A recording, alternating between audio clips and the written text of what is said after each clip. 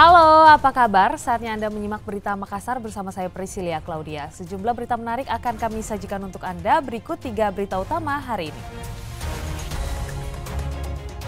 Belasan rumah semi permanen di kawasan Pelabuhan Rakyat Pautere, Makassar terbakar.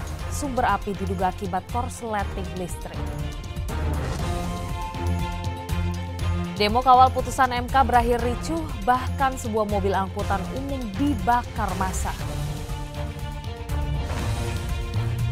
Diduga karena alasan sepele, seorang guru SMP di Kabupaten Goa tega menganiaya siswinya saat kegiatan belajar di kelas tengah berlangsung.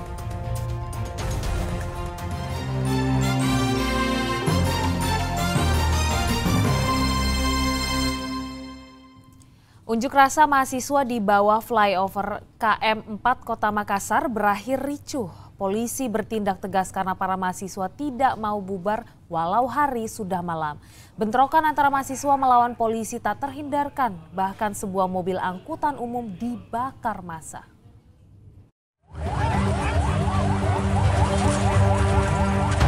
Mobil jatan ras polisi masuk memecah kerumunan massa yang masih berunjuk rasa dari flyover kilometer 4 Kota Makassar. Polisi terpaksa membubarkan paksa unjuk rasa karena telah memblokir jalan dan tidak mau bubar saat malam hari. Tembakan gas air mata pun dilontarkan polisi agar kerumunan pengunjuk rasa pecah dan jalan dapat dibuka kembali. Tetapi pengunjuk rasa terus mengadakan perlawanan. Mereka melempar aparat keamanan dengan batu. Walau dilempari batu, aparat keamanan masuk dengan formasi anti huru-hara agar massa segera bubar.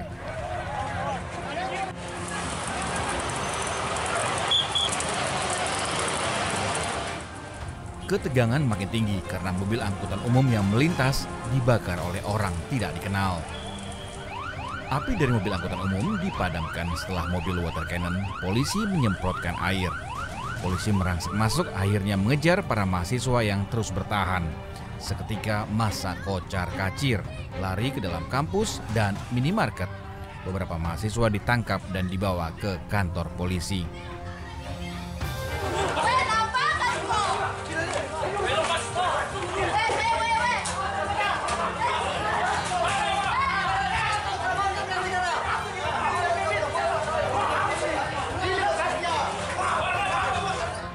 Polisi menduga bentrokan dipicu adanya provokasi dari kelompok anarkis yang menyusup ke dalam aksi unjuk rasa mahasiswa.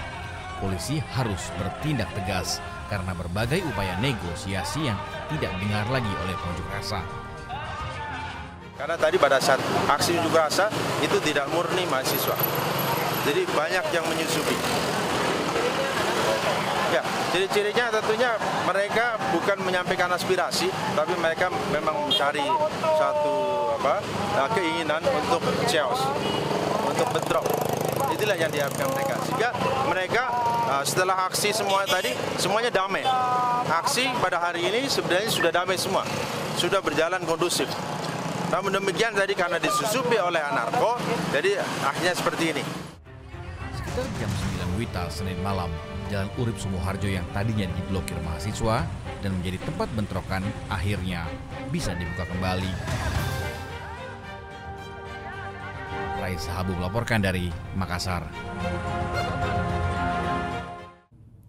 Sebelum terjadi bentrokan, mahasiswa mengadakan unjuk rasa di bawah flyover KM 4 Kota Makassar. Unjuk rasa mahasiswa untuk mengawal putusan MK tentang pilkada juga mengkritisi dinasti politik Presiden Jokowi yang merusak demokrasi dengan cara mengubah konstitusi.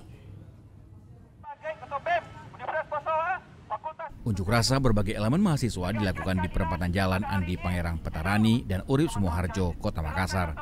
Di bawah jembatan flyover ini, para mahasiswa menyuarakan kegundahannya akibat ulah DPR yang sempat membuat revisi RUU Pilkada yang tidak sesuai dengan keputusan Mahkamah Konstitusi. Selain membakar ban bekas, mereka juga memprotes rencana-rencana untuk memuluskan langkah anak presiden maju di Pilkada.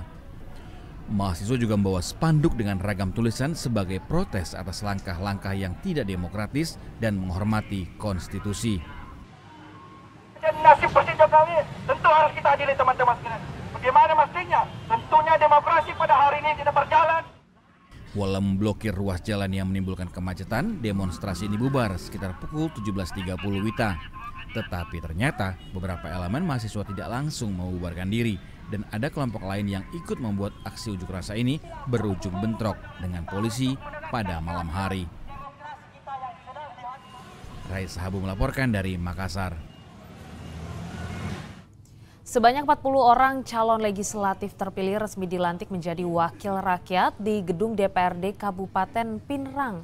Anggota DPRD yang baru diharapkan mampu berkolaborasi dengan Pemda untuk mensejahterakan masyarakat Pinrang. Pembacaan sumpah dan penyerahan surat tugas menandai awal dilantiknya para anggota DPRD terpilih periode 2024-2029. Pelantikan 40 orang caleg terpilih digelar di kantor DPRD Pinrang pada Senin lalu dan dihadiri PJ Bupati Pinrang Ahmad Akil. 40 orang anggota DPRD yang dilantik berasal dari 10 partai politik peserta pemilu, di mana Partai Nasdem mendapat kursi di parlemen dengan jumlah yang paling banyak. Ya, partai di Kabupaten Pinrang yang berkursi ini ada 10 partai. 10 partai ya tentunya dengan keterwakilannya ya beda-beda tergantung hasil pemilu kemarin. Nah, yang pemenang pemilu di Pinrang itu partai apa, Pak? Ya, pemenang pemilu adalah Partai Nasdem dengan raihan 11 kursi. Pemerintah daerah berharap anggota DPRD yang baru dilantik mengetahui hak dan kewajibannya sebagai wakil rakyat, sehingga mampu berkolaborasi dengan pemerintah daerah dalam mensejahterakan masyarakat. Pada prinsipnya bahwa diharapkan anggota DPR terpilih ini betul-betul berkolaborasi dengan kepala daerah atau pemerintah daerah. Karena pemerintah itu bukan hanya kepala daerah, tetapi termasuk anggota DPRD. Ya. Kedua, tentunya harapan saya ke depan bagi anggota dewan terpilih ini betul-betul memahami hak dan kewajibannya. Tadi jelas sekali kewajibannya adalah bagaimana semua kebijakan yang diambil, semua yang kebijakan dilakukan itu betul-betul berpihak kepada rakyat. Pada periode ini, Partai Nasdem berhasil mengantongi 11 kursi, disusul Partai Golkar dan Partai Gerindra masing-masing 6 kursi, PKB 5 kursi, Partai Demokrat dan P3 masing-masing 3 kursi, Partai Gelora dan PDIP masing-masing 2 kursi, Partai Hanura dan PAN masing-masing 1 kursi. Suwardi Gatang melaporkan dari Kabupaten Pinrang.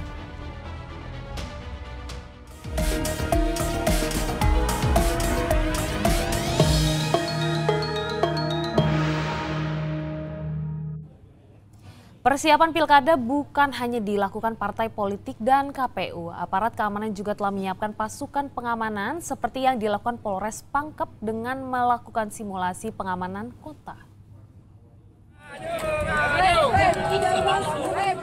Masa pengunjuk rasa tampak makin tak bisa dikendalikan. Polisi akhirnya mengambil tindakan tegas dengan menyemprotkan air untuk membubarkan massa. Tetapi ini bukanlah kejadian yang sebenarnya. Yang dilakukan pada hari Minggu yang lalu adalah bagian dari simulasi sistem pengamanan kota. Dalam simulasi ini, ratusan personel dikerahkan untuk mengantisipasi sejumlah titik aksi protes dari para calon pengusung yang terjadi di kantor KPU Pangkep. Serangkaian strategi pengamanan diterapkan, mulai dari aksi pengamanan kampanye, pengamanan kantor KPU, hingga pengamanan aksi massa agar tidak meluas. Dalam simulasi ini, puluhan massa yang tidak terima dengan hasil pemungutan suara melakukan aksi demonstrasi. Juga diperlihatkan seorang pengunjuk rasa harus dilarikan ke rumah sakit akibat terjatuh dan terinjak-injak oleh massa. Sejumlah provokator ditangkap polisi. Objek vital yang menjadi fokus pengamanan diantaranya adalah kantor KPUD, Bawaslu, PPK kecamatan hingga ke tempat pemungutan suara atau TPS. Penyebaran pengamanan juga tersebar hingga ke kepulauan dan daerah pegunungan. Ini sebenarnya semata-mata bukan hanya untuk latihan, tetapi juga bagaimana pada saat nanti terjadi kerusuhan terkait dengan pilkada ini, kita khususnya Polres Pangkep ini sudah siap dalam melaksanakan pengamanan dan ketertiban di Kabupaten Pangkep. Itu kita libatkan personil kurang lebih 363 personil. Ini semua kita lakukan sebanyak 2/3 dari jumlah seluruh yang ada di Polres Pangkep. Kita ketahui bersama bahwa untuk wilayah Pangkep ini geografisnya cukup luas ya.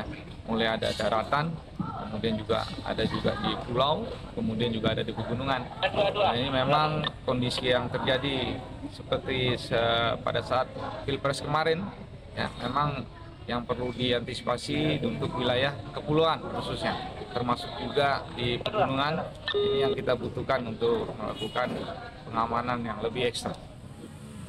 Pelaksanaan simulasi pengamanan diharapkan untuk meningkatkan kesiapsiagaan aparat keamanan dalam pelaksanaan pilkada mendatang. Selain itu, aparat keamanan juga diingatkan kembali untuk bersikap netral dalam pelaksanaan pilkada mendatang. Andi Muhammad Sardi melaporkan dari Kabupaten Pangkep.